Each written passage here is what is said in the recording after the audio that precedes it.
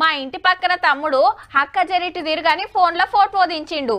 ఎందుకు తమ్మి అని అడిగితే ఆగక్క అని జరసేపటికి ఇంకేదో ఫోటో చూపించిండు.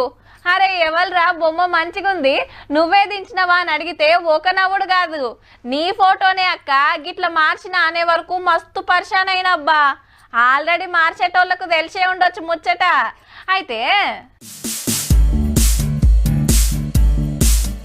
ఇప్పుడు ఏం నడుస్తుందంటే గిబ్లీ గిట్లున్న ఒరిజినల్ ఫోటోలు కార్టూన్ బొమ్మల లెక్క మార్చుకొని సోషల్ మీడియాలో గిరికలు కొట్టిస్తున్నారు. అంతా ఏఐ టెక్నాలజీ మహిమ.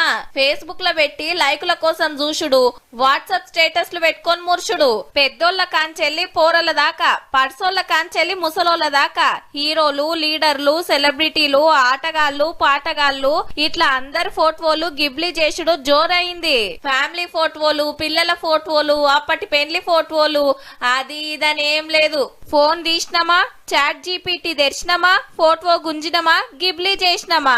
ఒకళ్ళని చూసి ఒకళ్ళు గిదే ఫాలో అవుతున్నారు. ఫోటోలు సుతా మస్తు ముద్దుగొస్తున్నాయి. మరి చూసుకొని సంబరపడటానికి మంచిగానే ఉన్నది గాని వెనక మరలా ఇంకో డేంజర్ ఉన్నదటుల్లో. మనం ఈ వెబ్సైట్లకు ఇచ్చిన ఫోటోలు అట్లనే ఇంటర్నెట్ లో ఉండిపోతాయి. పనిలేనోళ్ళు ఎవరన్నా తీసుకొని ఏరే పనులకు వాడే ఛాన్స్ ఉందట. మన ఫోన్ లో పైలంగా ఉండాల్సినవి ఇంకొకరికి పోతే ఎట్లా? మన ఫోటోలు పెట్టుకొని దొంగ ఆధార్ కార్డులు, ఓటర్ కార్డులు ఉట్టియొచ్చు, సిమ్ కార్డులు తీసుకునే కాడి ఇయ్యొచ్చు.